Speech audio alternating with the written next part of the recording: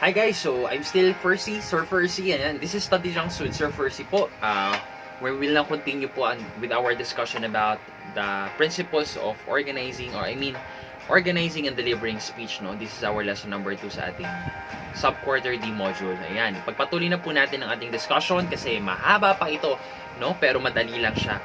No? Previously po, pinag-usapan natin yung different tips in memorizing a speech, no? Sabi doon, pwede tayong mag breakdown ng ating mga points, no? Huwag tayong isang pasada. Build it up, no? After memorizing a speech, saka natin i-combine. Speak out kapag nagpa-practice tayo. Dapat may boses, no? Practice tayo sa harap ng salamin. Lakasan natin. Identify keys, no? Yung mga key points mo. Have a break. Pahinga ka. Record and listen. Yan. Record yourself. Tapos pakinggan mo para masaulado mo siya. Makatulong sa'yo. And use note cards, no? Use note cards para ma-remind ka ano mga ba yung mga key points mo, etc. etc. Now, we will proceed po sa ating organizing and delivering an impromptu speech. Ito naman yung next type natin.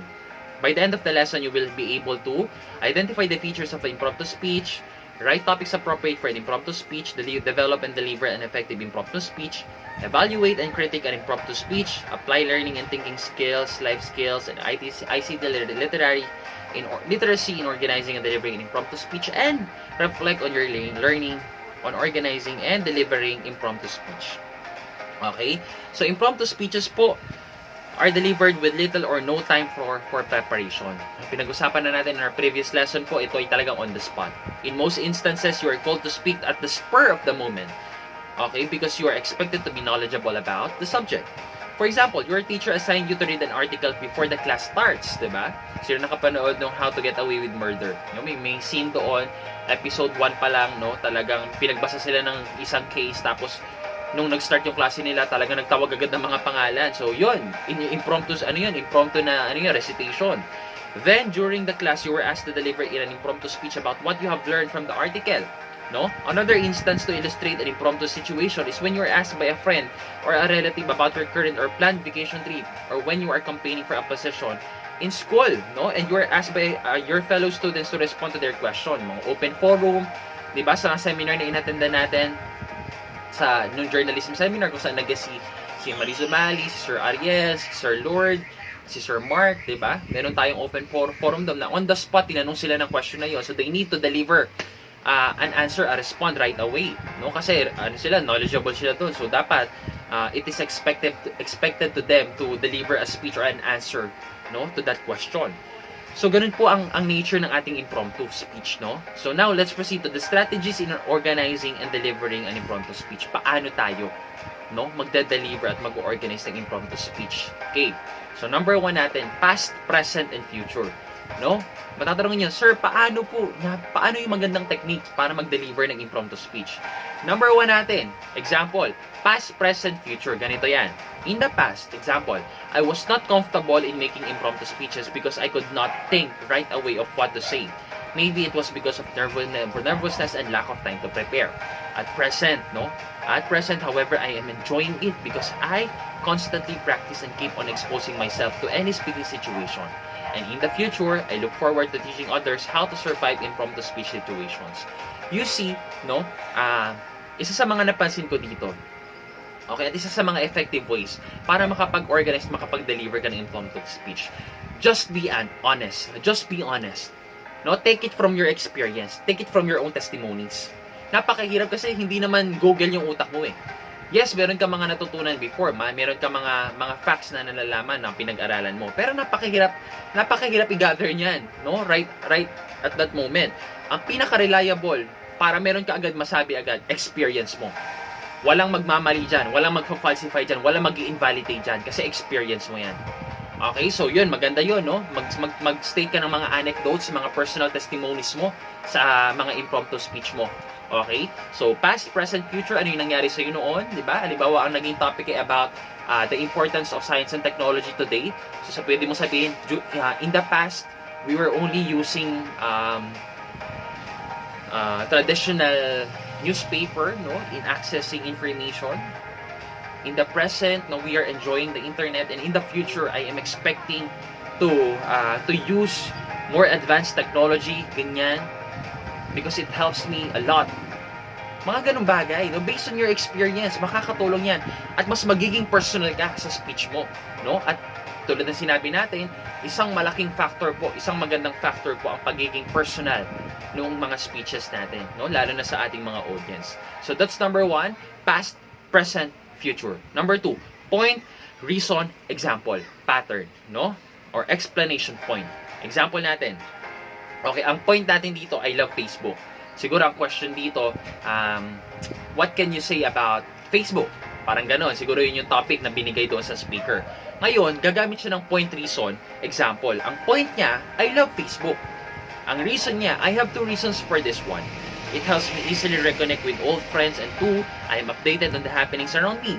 Okay? Another, di ba? Nakita nyo din doon yung una kong point kanina sa number 1, based on experience, personal experience. An example, after ng reason, no, through Facebook, I'm able to contact my old friends from other countries and reminisce about wonderful memories. I am glad to be able to reconnect with friends even if it's only through online means. Also, through posts on Facebook, sabi niya, I learn about the current events in the country, a fact which has a bearing on my role as a citizen of this nation. Okay? Point Facebook indeed is a useful social networking site. That's why I love it. No? Tapos uulitin mo yung point mo sa dulo. Okay? So, ganun lang kadali. No? Pwedeng makatulong sa inyo ito kapag pinag-recite kayo. Halimbawa, tinanong kita, what is the implication of learning oral communication in context? Okay. Pwede ko itong gamitin ng point, reason, example. What is the importance of learning oral communication? Ano yung point mo doon? Oral communication is important because it helps us be bold in expressing our own ideas. Reason, because nowadays a lot of Filipinos are being suppressed of their freedom of expression. Example, ano yung example mo? We have journalists that we have ABS-CBN that are that was shut down, ganyan. Or there are a lot of opinion leaders during martial law era that were imprisoned because they are expressing their strong opinion against the Marcos government. Ganon. Diba? So that's why oral communication is important because it empowers us to express our opinion. Ganon agad yun. Diba? Magandang atake yun. Wow, I'm so amazed about myself. O diba, on the spot ko sinagot yun. Pero medyo pangit pa yung yung mga sentences, no? Pero that's the point of impromptu eh. No, kahit pangit pa yung mga construction ng sentences mo, pero yung point mo ay maganda. That's it, no? You can win an impromptu competition with that. So that's number 2, no? Point, reason, example. Tama ba? Point, reason, tama. Point, reason, example. Number 1 natin, past, present, future. Number 2, point, reason, example. Number 3, opening, rule of 3, and clincher. Okay? Ano naman ito? Example, opening. Every time I see homeless families, it breaks my heart. That is why I try to do at least 3 little things to help them. Okay? Ang pinaka-highlight dito is yung rule of 3. Yung opening mo, introduce mo lang yung 3 points mo. Okay? Yung rule of 3 natin, ito na. First, I feature them in my writings which I submit to editors for publication, etc., etc. Second, I actively participate in organizing and facilitating livelihood programs for this family. Third, finally, I join different non-profit organizations in campaigns and awareness activities against poverty. And clincher, these 3 are my baby steps towards achieving my vision of helping. You see, ito pong pattern na ito, no? Ang focus nito ay dun sa 3 points. Magandang strategy nito. Kapag tinanong ka, how will you solve improper waste disposal? Isip ka, 3 points. Reuse, recycle. Ayun na agad. So sa opening mo, no, kailangan gumawa ka ng magandang introduction sa reduce, and recycle mo. So sabihin mo, gamitin natin ito. Every time I see garbages, no, oils that are flowing in our rivers, my heart breaks. That is why I have this 3 points, no? 3 proposals on how to solve improper waste disposal or how to solve water pollution. First, reuse. Second, reduce. Third, recycle. Then sa clincher mo, these are my ways, no? These are my own proposals or ideas on how we're going to solve or how we're going to achieve healthy environment around us. Something like that. Ganun lang yun. Isip ka agad 3 points, tapos open mo siya, close mo siya, ganun kadali. no? Maganda makaisip ka agad ng 3 points. Okay, ganun po, no? Ganun katatalino, ganun kakaastig yung ating mga impromptu speakers talaga. Now, in some cases po, no, you may find yourself unaware or uninterested in the topic. May mga ganitong pagkakataon. This usually happens and it is inevitable, no? Kapag habang nagsasalita ka, hala, wala na pala akong alam dito.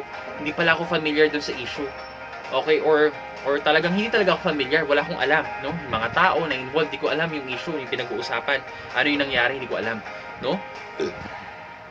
So, meron tayo dito, distinguished toastmaker Craig Harrison on 2010 po, shares the following strategies that can help speakers po address the problem. Okay, meron tayong solution dyan, no? Kapag habang nagsasalita ka, wala ka nang maisip na ibang data or facts or evidences or arguments, no? Meron tayong number 1, bridging. This entails building a connection between what you know, what you do know and what you do not know. Okay? So, topic natin, you are asked about your reaction on the conflict in Russia. Ang problem mo dito, you have no knowledge about the existing conflict in Russia. No, wala kang idea ano nangyari sa Russia because you do not follow it, no? Or hindi ka updated diyan. Ang solution natin dito, find a way to bridge what you don't know and what you do know. Okay, i-relate mo ngayon yung issue about Russia doon sa bagay na alam mo. Dapat related dapat related, hindi yung parang nag-isip ka ng bagong topic, hindi. Dapat related siya. Kahit hindi mo alam yung nangyari sa Russia, pero may alam kang related na similar case doon sa nangyari sa Russia. Ganito yon. I would imagine that the conflict in Russia to be like a conflict in my own family. Wow. Diba? Grabing segue yon. The following are some steps that I observed in patching up the conflict, which in a micro level may be considered by the Russian government. Maganda yun. Di ba? Na possible itong way ko para ma-solve yung conflict ko sa family ko ay maging idea ng Russian government, no? Magamit nila para ma-solve din yung issue sa bansa nila. Okay, that's one way. Bridging. Hindi ka aware sa nangyari sa Russia, pero aware ka sa nangyari sa pamilya mo. At ang topic dito, no? Paano mo masosolve yung mga conflicts? Okay, so hindi ko alam nangyari sa Russia, doon na lang ako sa pamilya ko. Paano ko masosolve yung conflict sa pamilya ko? Tapos, i-end mo siya, no? Na itong mga solution na to, na ginagawa ko sa family ko, ay pwedeng magamit ng Russian government to solve their own conflict. Diba? So, ganun. That's bridging. And that's valid, no? That's permissible in impromptu speaking. Okay? That's number 1 strategy. Nako, napakagaling mo kapag nagawa mo to. Ako kasi, hirap ako dito eh. Number 2, reframing, no? Reframing. This means rephrasing or redefining the topic into something that you want to talk about. Ito naman yung yung kanina, no? Kasi sa bridging, baka kasi mapagkaiba nyo. Pag bridging, related pa din sa topic. Pag reframing, mag-iiba ka ng topic. Kokontrolin mo yung topic. Okay? This usually, of course, if you think the topic is inappropriate or it is not meant for you. No, if you are given a topic that you do not like or is not right for you, don't despair. Simply reframe it as a topic you'd like to respond to. Okay? Redefine the topic as you believe it should be. Or at least, parang kasing dito, parang i-challenge mo siya. No? Kapag halimbawa yung topic na yun ay against sa sarili mong opinion, no? Pwede mo siyang i-redefine eh. Pwede mo siyang ibahin yung angulo. Simply reframe it as a topic you'd like to respond to. No? Redefine the topic as you believe it should be. Or at least the way you like it to be. Okay? Keep the structure but alter the subject. Okay? Rephrase the question or even challenge it. You can even argue why the question given is not the right question at all. Ayan. So, kapag napansin mo na yung question ay parang may mali doon sa question at merong mas tamang question, no, na dapat sagutin natin. O yung question na yon, you know better eh. Bilang speaker, bilang sasagot noon na hindi dapat yun yung tanong. Okay? You can challenge it. Okay? You can challenge it. Alright, so yun yung reframing natin. Halimbawa, nahihirapan ako mag-isip ng example eh. Paano ba? Say for example, how does improper or how does how does drug abuse affects unemployment in the Philippines? Diba? How does drug abuse or drug use affects unemployment in the Philippines? Well, personally, no, naniniwala ako, no, ito, pwede to. naniniwala ako na hindi drug abuse yung cause. No, kung ikaw naniniwala ka na mali naman yung pinanghugutan ng tanong. No, mali, hindi ako naniniwala ko na hindi drug abuse yung cause. Ang siguro ang paniniwala ko, yung lack of the opportunity na binibigay ng government. No, possible na yun yung gusto kong bigyan ng punto. Okay, so I can challenge the question. 'Di ba? So yun, magandang example 'yun. No, buti na lang nakaisip tayo ng example. Okay? Ikaw po, meron kang sarili mong idea. Meron kang sarili mong stand, no, in the different issues na meron tayo. And if you feel na kailangan ma-reframe yung topic, yung question, then do it. No? Para sa iyong sagot, para sa iyong speech. No? It's still your speech after all. Hindi ka dapat kinokontrol ng topic. Ikaw yung nagko-control ng topic. No? Ikaw yung nagbibigay ng sarili mong input. Okay? Tapos, number 3, playing devil's advocate. So, number 2, yun yung reframing natin. Number 1, bridging. And number 3, playing devil's advocate. This refers to you standing on the opposite side. Okay? So, ito naman po yung yung mga pagkakataon na titingnan mo yung perspective noong nung opposite side. Okay? Ikukwento mo yung standpoint noong opposing sa'yo. Okay? So, para lang masabi na na ipagpatuloy mo siya. Actually, very rare ang instances na naka-encounter ako ng ganitong strategy. Only the bridging and reframing yung most used talaga. No, kasi bakit ka magde-deliver ng isang speech na opposing sa sarili mong argument? Okay? So, yun. If you encounter this type of speech strategy, no, kapag ikaw ay nalilito sa iyong impromptu speech, no, then you can share it to me, no, sa ating klase. Okay, so playing the devil's advocate po, ito lamang isa sa mga tips to and strategy na kapag meron kang problema in your impromptu speech, hindi mo talaga alam or hindi ka interesado sa topic na yan, maybe later on makapag-isip tayo ng example about dito. Okay, so yun. Next tayo, some useful tips in effective impromptu speech delivery. Okay, dito naman tayo sa mga strategies and tips, no? Before the speech po, no? Before ka mag-deliver ng speech mo, smile, number 1. Number 2, relax by thinking about positive things. Keep telling yourself, I am brilliant speaker. I will nail this presentation. Grabe. No, number 3, identify your purpose. Is it to inform, to entertain, to persuade, to welcome, to congratulate, to apologize, or to give a birthday greetings? Ano yung purpose mo, no? Number 4, think of one big word. Okay, think of one big word kung saan iikot yung speech mo. No? Yung main point mo. If you think you have enough, think of rule of 3. 3 points, subtopics, no, na magsusuporta doon. Number 5, start outlining in your head. Okay? Ano yung unang point na gagawin mo? Nasasabihin mo. Ano yung second point na gagawin mo? Ano yung third point? Ano yung conclusion mo? Ano yung introduction mo? Okay? Kaya-kaya natin yan. No? Be reminded that your first few words are crucial. Yun ang sabi dito. So make them strong, powerful, and catchy. No? It's up to you na lang. Paano magiging catchy yun, magiging strong, magiging powerful, no? Usually, nagiging strong ang isang introduction kapag gumamit ng quotation ng isang sikat na tao na kilala ng mga nanonood sa iyo or ng sarili mong experience, no? Or ng isang sikat na cartoon character, ganyan. Yun, mga interesting na introduction iyon. Wait lang guys, ihilang ako.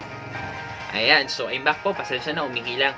Ayan, so yun. Saan tayo natapos? So, do sa smile, relax by thinking about the positive things, no? Bago ka magsimula ng speech mo, i-condition mo yung utak mo that you can do this, no? Number 3, identify your purpose. Number 4, think of one big word. Number 5, start outlining. Okay, yun po yung mga kailangan nating gawin. Useful tips po before tayo mag-start ng ating speech. Impromptu. Okay? During the speech naman, habang nagsasalita ka, when you are called, keep your composure. Okay? Huwag kang magpanik. No? Huwag kang nanervyusin. Okay? Huwag mo ipahalata sa kanila na nanginginig yung kamay mo. Okay? Na kinakabahan ka. Okay? Talagang dapat smile lang. Keep your smile. No? Keep your composure.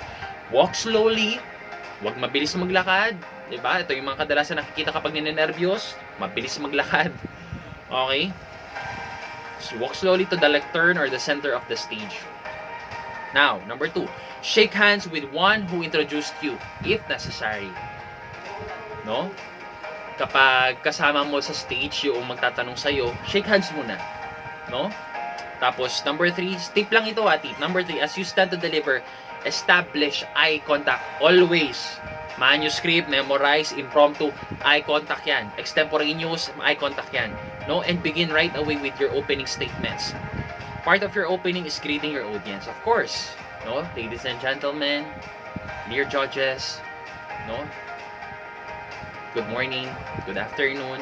Ayan, so don't forget to greet them. Don't forget to establish eye contact with them. Number 4, from your initial idea to the next, use appropriate transitional devices. Ayan, so isa din to sa mga magagandang tips, no? Gagamit ka ng mga transitional devices. Meanwhile, no? However, on the other hand, nevertheless, unfortunately, ganyan, those are transitional devices na pwede nating magamit when we are delivering a speech. On the other hand, number 5, yan, yeah. Observe appropriate and effective non-verbal cues. Okay, when you are stressing a point, no, pwede kang gumamit siya ng hand gesture. Okay? When you are stating an experience, no, personal experience, pwede kang maglakad sa stage. Diba, habang nagkukwento ka, pwede ka tumingin sa taas, huwag naman masyadong matagal.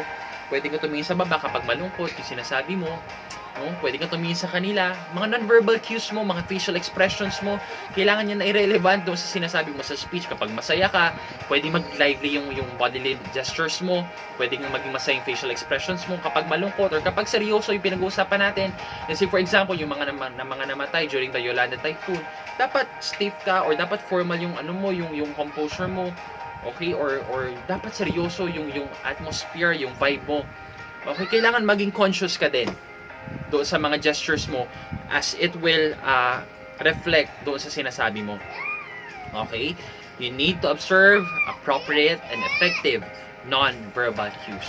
We're talking about also effective, merong mga non-verbal cues na nagiging cause para ma-distract, no, yung mga audiences mo. Halimbawa, yung mga pagkakamot mo sa puwet, okay, pagkakamot mo sa ilong, sorry, ayan, yung ano pa ba, yung pagsandal mo sa pader, naku, pinagbabawal natin yan. Yung pagtingin mo sa taas, no, sa ceiling ng sobrang tagal, yan, talagang hindi yan maging effective. Okay, so kailangan maging observant tayo dyan sa mga non-verbal cues na yan. Number 6, observe time limit, of course. Remember, you barely have 5 minutes to say something. Okay, so observe mo yan. Alright, so after the speech naman, say thank you, then return to your place comfortably. Okay, so ganun lang po yung mga tips natin. Next tayo. Okay, next tayo.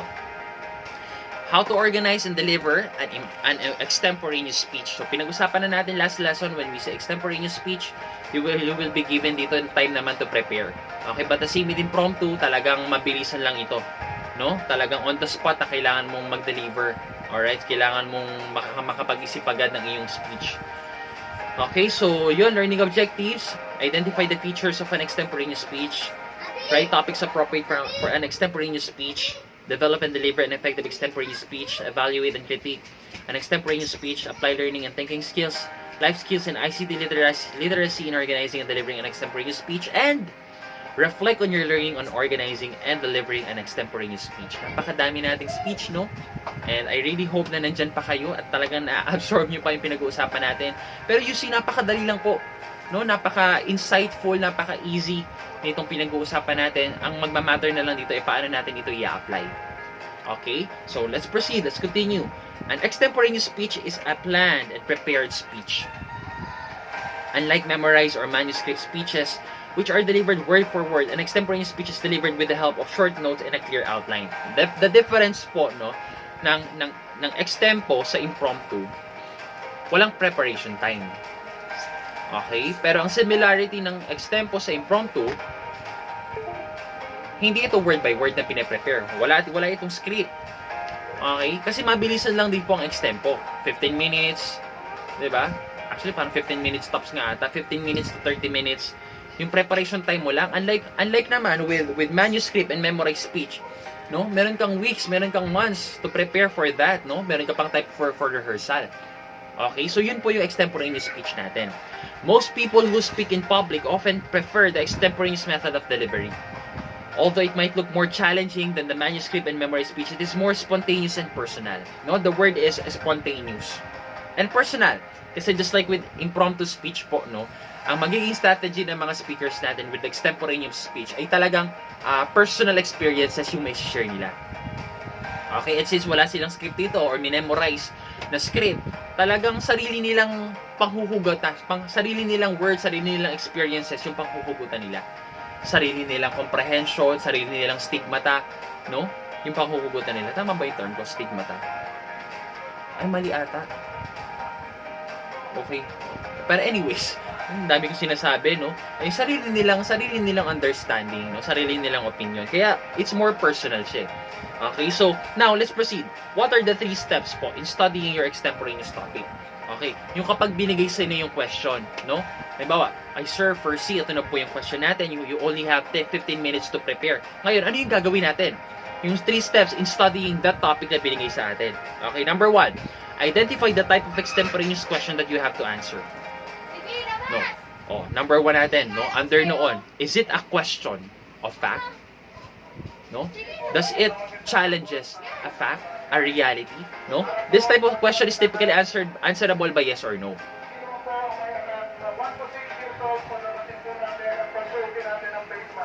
Ayun. So yun, may barangay, no? Nag-a-announce yun, speech yun. Ano sa tingin niyo yung speech na yun? Yun ba ay manuscript speech? Yun ba ay extemporaneous speech? Memorized speech? Okay, feeling ko yun ay extemporaneous speech. Feeling ko lang naman Huwag naman kayo magalit sa akin. Okay, so yun. Doon sa number 1 natin, i-identify natin kung yung question ba yun ay nagko-question ng isang fact. Kasi it is answerable by yes or no. Now, it revolves around whether something is true or not. Existent or not. Example, yung question natin, is serious crisis a problem of the whole world? Okay? So yun yung number 1 natin. Identify natin what type of question is that. Okay? Or possible, number 2 natin, is it a question of value? Okay? It is centered po on whether a topic is good or bad. No? Kung ito ba ay beneficial or harmful. Moral or immoral, just or unjust. Example natin, is it may edad na 1 to 6 years old po. Dito po, pila kayo. Pagsundi po ninyo ng mga face mask. Pati po yung mga nanay na kasama. Face mask po. 1 to 6 years old. Okay. So, wait lang Ayan. Galit na galit Naninigaw, naka-megaphone na nasigaw pa Mali yun. Nakakabingi sa audience yun. Alright, so, number 2, is it a question of value? No? Beneficial ba ito o hindi? Nakakatulong ba ito o hindi? Moral ba ito o immoral? Okay? Nararapat ba ito o hindi? So, example natin, is it better for the European nations to step in? Nakakati yung ilong ko, di ko maintindihan, nakakainis. Is it better for the European nations to step in and aid Syria or ignore the country's civil crisis? Okay? So, i-identify mo yan. Yan ba yung question na yan? Okay? And third type natin, possibly, is it a question of policy? Okay? It is focused on what policy or rule should be followed. Example, should European countries enforce laws to accommodate Syrian refugees? No? So, yun yung number 1 natin. Identify mo muna. Anong type of question ito? Para malaman mo yung sagot mo. Okay? Kasi mahirap kung yung sagot mo ay hindi yun yung hinihingi ng question na meron. Okay, halimbawa, ang sagot mo ay para sa sa question of value. Pero yung tanong pala ay about sa question of policy. So it's important to identify what type of question is being asked. No? So yun ang nating number 1. Identify what type of question. Identify the type of question that you have to answer. Number 2 natin, after noon, determine mo naman the purpose appropriate to your topic. Okay? Ano naman yung magiging content ng answer mo? Okay, determine the purpose appropriate to your topic. Okay, ikaw ba dapat ay mag-i-inform, magpa-persuade, no? Mag-i-entertain, magko-question ng policy, no? Mag-question ng value. Okay? Mag-take ka ba ng side doon sa topic na 'yon? Okay? Determine mo yung purpose, no? Na appropriate doon sa question, doon sa topic mo. And number 3, stick to your topic, no? Huwag kang mawawala sa topic. And look at all the sides and angles of the problem na pwede mong i-consider. Okay? Halimbawa, sa isang murder case. Okay, tinanong ka, what is your side? What is your stand on this murder case? No, yung mga kalaban mo, ang stand nila doon sa victim na kesyo talagang na murder siya dahil ay kasalanan noong suspect, no, nung murderer. Pero ikaw, pwede ka mag-explore ng different angles para sa sagot mo. Para mas maging original ka, para mas maging creative ka, at mas matandaan ka, mas mag-remark ka. Pwede mong sabihin na, we can consider that there is a conflict of interest or it was due to a problem that exists between the murder and the suspect. Na possible na meron ditong loophole, no? Na or ano ba sinasabi ko? Or merong factor din itong namatay, no? Doon sa crime, ganyan. Na possible ito ay ano lamang self-defense, no? Noong murderer kaya siya namatay, na nakapatay, ganyan, etc., etc. You can explore in different angles, no? To prove your point, no? Na talagang masagot yung tanong na yon, yung topic na iyon. Okay, so steps po tayo, no, in preparing for a successful extemporaneous speech. Okay, number 1. Okay, steps in preparing naman a successful extemporaneous speech. Yung kanina, okay, 3 steps in studying an extemporaneous topic. Okay, dito naman, steps in preparing for a successful extemporaneous speech. Okay, number 1, reinforce. You may explore other main points, but always refer back to your thesis. Okay, this will be greatly help your audience remember your message. One of the key techniques po, tips natin is yung uulitin mo yung mga key points mo. Okay, yung mga words sa mga sentences mo. Kasi hindi mo naman pwedeng ulitin yung sinabi mo eh. Isang beses lang nila maririnig yan. So, ang mahalaga, para mag-retain sa kanila yung pinaka-topic mo, yung pinaka-message mo, ulitin mo yung mga key points mo. Diba? In that way, nung marireinforce yung idea mo, matatandaan nila. Ma-appreciate nila yung topic mo, yung speech mo. Number 2, capture. State the central idea of your extemporaneous speech in one declarative sentence. Keep your sentence specific. Ask yourself what you want your audience to know exactly. In other words, be concise, be straight to the point. No? Sa unang sentence pa lang, isabihin mo na ano yung point mo. No? Or sa dulong sentence, sabihin mo ano yung point mo. Ulitin mo sa introduction, sa dulo. Sabihin mo ka na agad kung ano yung point mo. Be straight to the point, no? Huwag ka na magpabulaklak pa ng mga salita. Okay? Huwag ka masyadong gagamit ng mga quotations na hindi naman related sa topic mo. Ganyan, para lang masabi na ikaw ay maraming alam na quotations o mga statements ng mga sikat na personalities. Kung hindi makakatulong, no, sa speech mo, wag mo yang ilalagay. Be straight to the point, no? I-capture mo agad, yun ang sabi dito. Okay? I-declare mo na agad siya, no? Sabi dito, i-declarative sentence mo na agad, i-state mo na agad siya. Okay, that's number 2. Number 3, develop. No? Develop. Now that you have a clear central idea, you are ready to map out the supporting points in an outline. Okay? So, dito naman, you will need to decide alin yung mga supporting ideas na kailangan mong ilagay. No? Yung talagang ideas na strongest ideas na magsusupport doon sa main point mo. Kasi napakadami eh. Ang daming available information. Ito yung magiging struggle mo. So, sobrang dami na available information na alam mo na makakatulong sa main point mo. Hindi mo ngayon malam kung alin lang yung pipiliin mo. Mahihirapan ka. You need to decide, no? Alin yung i-include mo, alin yung tatanggalin mo. Okay? So, in developing po ang ating main topic, it's important na maging discerning. No? Anong mga points, anong mga supporting points yung makaka-persuade sa ating mga listeners. No? So, that's number 3, develop them with good and strong supporting ideas. And number 4, introduce. In the introduction, make sure that you, number 1, grab the attention of the audience with a striking one-liner. I am a Filipino. Ganyan. I support Soji Bill. Something like that. No? We are in danger. Ganun. Mga attention grabber yun, na one-liner. No? I am Fercie. Yun, grabe yun. Pag yun na sinabi ko, no? I am Fercie. Wow! He is Fercie. Diba? De, joke lang yun. Okay, sino si Fercie? Hindi naman ako kilala ng mga ano na yun. Okay? So, yun. Make sure na yung introduction mo, one-liner, na talagang malaki ang impact. What else? Give a short background by explaining why they have to listen. Okay, sa example natin kanina, no? In-introduce mo yung problem. Tapos, bago ka magpunta sa mga main points mo, sinabi mo na these are the ways that I think that would help solve the problem.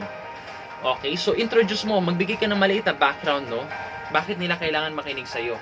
Na sabihin mo na, since we are suffering pandemic or a lot of people are taking advantage on the implementation of GCQ or ECQ, or since we are now in GCQ, a lot of people are already going outside, ganyan. This message is for you. No, yung mga ganung bagay, no? Kailangan ano sila kailangan makakonect agad sila. Bakit nila kailangan makinig?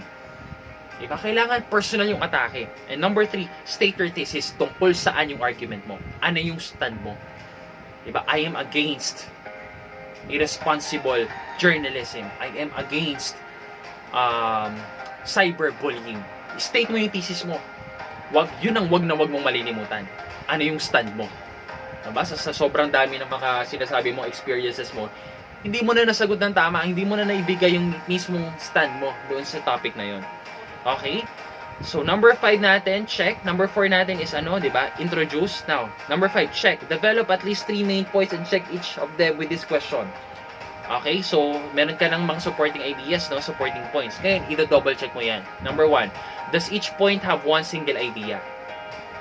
Okay? Lahat ba ng points na yun ay sumusuporta sa isang single idea, yung pinaka-main topic mo? Or hindi ito nagko-confuse? Wala itong ibang ideas na nagde-discuss ng ibang topic. Okay, so kailangan natin ma-make sure yun. Does each point reiterate the thesis statement? No? Ibig sabihin, yung mga points ba yung sumusuporta ba yung sa stand mo? Okay? In other words, kapag ako ay against sa cyberbullying, yung mga points ko ba ay talagang against din sa cyberbullying? Okay, so ganun yun ha. Number 3, does each point prepare the discussion of the next main point? Dapat may transition yan. Okay, so mahalaga iyon. No, dapat yung mga points mo then they support each other. Example, ano ba? Issues about oppression, no, ng press freedom. So pwede na sabihin ko Japanese era, tapos next is martial law era. Basta hindi ako makapag-isip ngayon ng magandang example, pero just make sure na yung mga points natin, no, yung mga points mo, siguro habang tayo nag-discuss dito, isip tayo ng points, ng mga example, pero dapat yung mga points na talagang related din sa isa't isa. No, hindi sila independent from each other. Parang nag-discuss ng mga iba't ibang mga ideas. Okay? Ayan, so ayun po yung ating number 5, no? Check the points, check the information, check the data na ipe-present mo. Number 6, supply. Okay, make sure that each main point has enough examples, no? Sufficient testimonies, statistics, or cases. In doing this, you give the audience new information or views to learn from. Of course, it's very important, facts and facts. Hindi sapat na nagbigay ka lang ng opinion mo or ng stand mo. Kailangan supported yan ng facts. Okay? Para mas paniwalaan ka, mas ma-persuade mo sila. Number 7, conclude. Reinforce your introduction by coming up with a closing attention getter that is related to your opening. Connect the needs and interest of your audience with the theme of your speech. Restate your thesis or review your main points. Okay? So, dito din po, just like with introduction, talagang kailangan attention getter din, no? Attention grabber din yung conclusion mo. Para talagang solid mo siyang i-wrap up, talagang papalakpangan ka. Okay, isa din sa mga dapat na ginagawa mo sa conclusion mo, i-restate mo yung stand mo, yung point mo, yung main topic mo doon sa issue. Yung main argument mo doon sa issue. Okay, so yun po yung ating mga steps po in preparing for a successful extemporaneous speech na kailangan nating tandaan. Okay, so doon tayo mag-e-end muna. Nako, magne-next video pa tayo para sa ating last topic about persuasive speech, no? Maraming salamat po for staying with me. No, bilisan na natin, no? I-wrap up na natin ito. Okay, maraming salamat po. I'm Sir Fercie and I will be seeing in our next video. This is Sir Fercie. Goodbye and God bless.